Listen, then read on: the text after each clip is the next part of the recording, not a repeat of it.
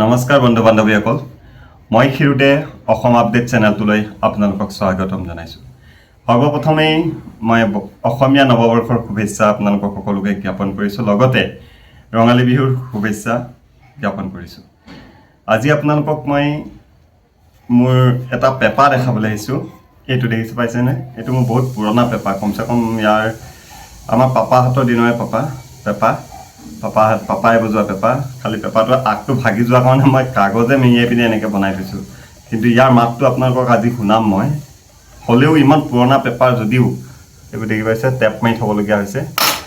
ইমান পুৰণা পেপা যদিও কিমান সুন্দৰ এটা মাত আহে চাব হা। মই পেপাটো আপোনালোকক আজি বজাই শুনাইছোঁ বিহু বুলি।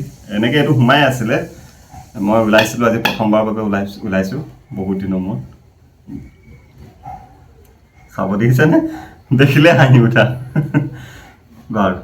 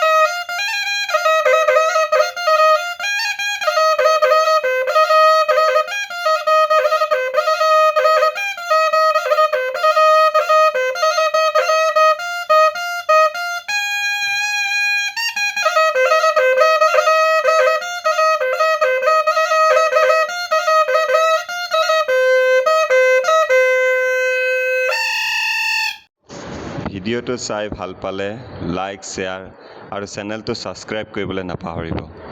আৰু আপোনালোকৰ এষাৰ মন্তব্যই মোক এনেকুৱা ভিডিঅ' বনাই থাকিবলৈ আগলৈ উৎসাহিত কৰে। গতিকে নিশ্চয় কমেণ্ট বক্সত কমেণ্ট কৰিব বুলি আশা ৰাখিলোঁ। ধন্যবাদ।